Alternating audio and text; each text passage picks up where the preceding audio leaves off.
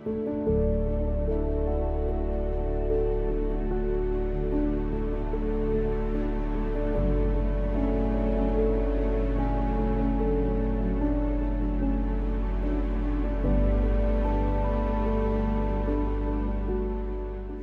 thank you so much for sitting down with us, asking some questions. Yeah, anytime, man. Awesome. So look, one of the biggest things about brand new people is it's very important. Is the negative things that go around, the negative comments about family. How do you protect them? How do you put armor? Well, when I first get them started in the business, that's the number one thing I do, because the number one reason why people fall out of the business is because they care too darn much what other people think about them. Even yourself, Tony, that you're already a business owner, you're already a center of influence in your family.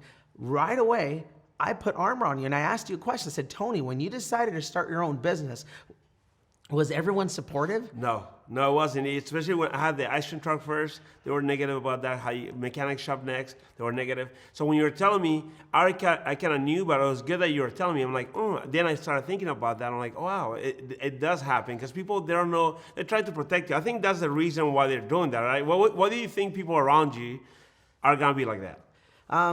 Two things. I think people are always scared and they fear what they don't know. Right. So if they don't know too much about it, guess what? They fear it, and because they love you, they try to protect you. There's two types of people. Some sincerely love you and they try to protect you from it, and the other one really doesn't want you to do better than them. That's true. But regardless, you got to be a leader. You got to make your own decisions, and what we show them is the facts. Okay. We're not no fiction. We show them facts. We show them articles that are facts about our company. What we do for families. How many billions in payouts we do. I mean, this is a big deal. It's not a little deal. And I show them the crusade, and I let them know why the competition makes up stuff about us. True.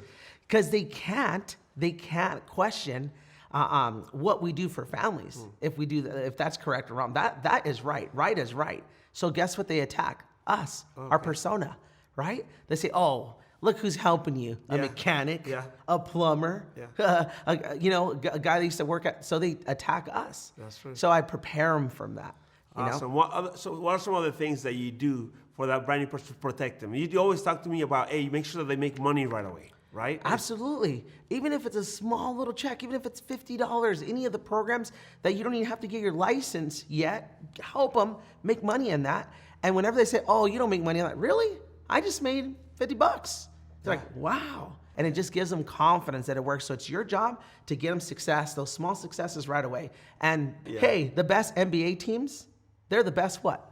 Yeah, recruiters. Hey, the best NFL teams, they're the best what? Yeah, recruiters. Hey, the military, everybody recruits. They just don't understand that. We're programmed to think like employees, so they don't understand that. I changed their thinking. So when they tell them that, oh, you guys recruit people, like, yes, I'm actually, because I'm a business. Like, what do you mean?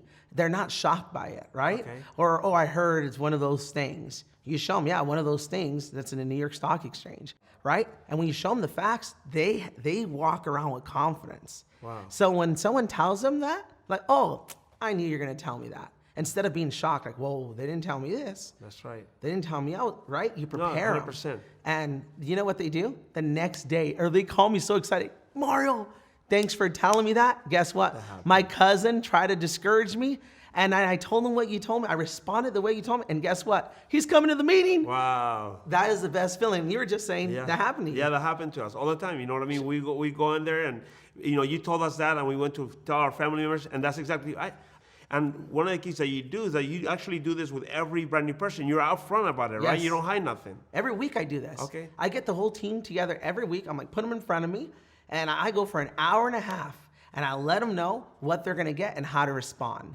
how the champions respond. And I always get in their head, the best revenge is massive success. Even if you give them your heart and you show them the facts, there's still going to be negative people.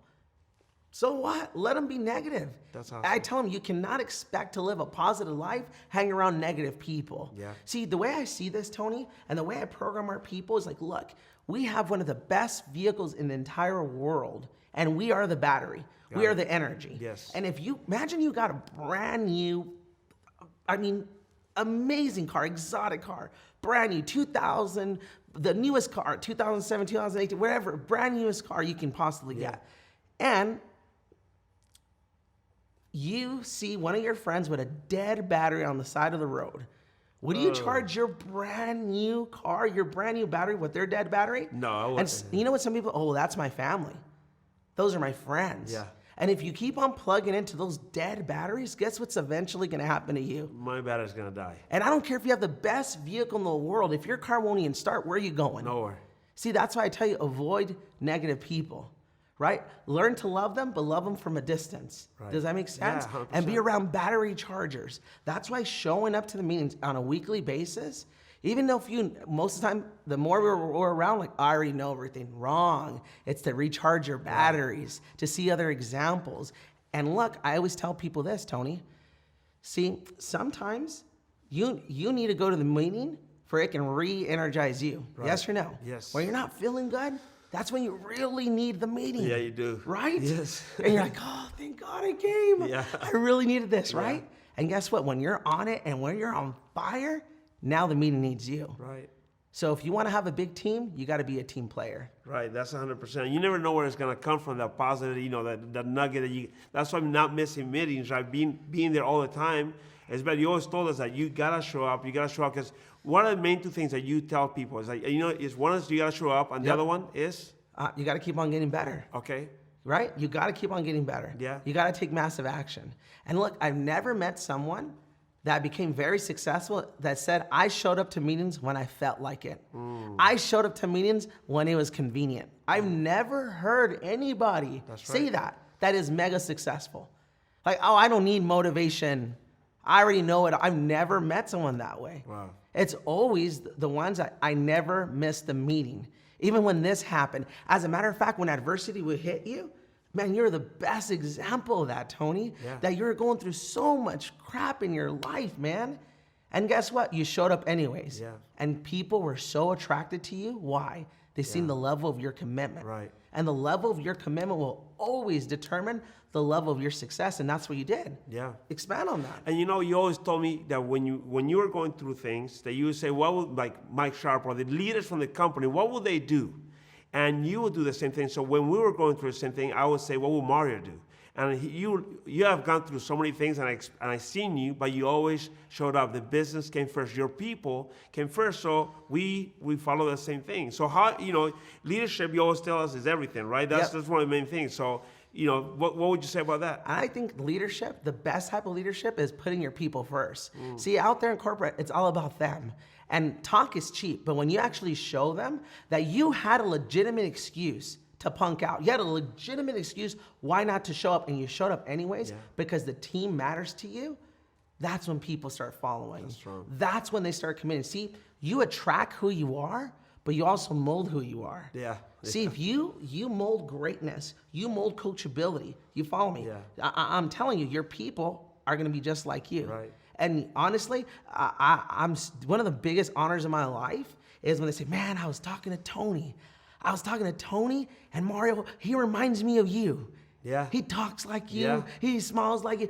His passion is, I'm like, wow. Because you mold who you are. Have you noticed that? Yeah. Even in couples, have you noticed that some couples have been together for such a long time? Yeah. And you're like, are they brother and sister? Because you mold who you are. Yeah. And hey, why not mold greatness? What are you molding? So we're following you. So Right? greatness. I would ask someone, what are you molding? Are you molding that when things get tough, you punk out, you make excuses, you find any way not to show up, or you find any reason to show up? Be the best example. No matter what's going on in your life, you show that level of commitment, and guess what? You attract greatness. Yeah. See, everybody wants to be great, right, Tony? That's 100%. Until it's time to do what greats do. That's right.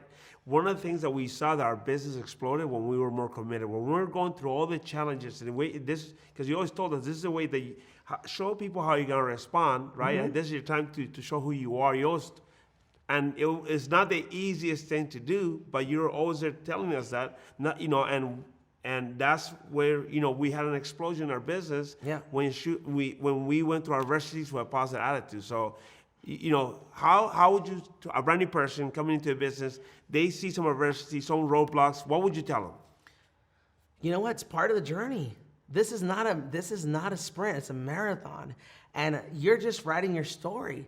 Every valley, I'm telling you, that's where you're writing your story. It's the easiest thing in the world to be excited, to be positive when everything's going right. That's easy. But true character is shown when things ain't going your way. That you have a great attitude, you're doing everything you're supposed to be doing right, and things ain't going right. How do you respond? And guess what? Your people are going to go through the same thing. And how would you want them to respond? Yeah. Do you want them to feel like victims? Do you want them to feel, you know what? This is a sign from God, this ain't for me? Or you want them to have a mindset like, man, this is a sign from God. I need to get better. Yeah. This is a test. See, I tell people that, look, the gift is already there. It's already given to you, right? It's how you respond to that adversity that either God's going to give you that gift or not. Right. See, if God gave us everything we wanted, guess what would happen? Yeah. We become lazy.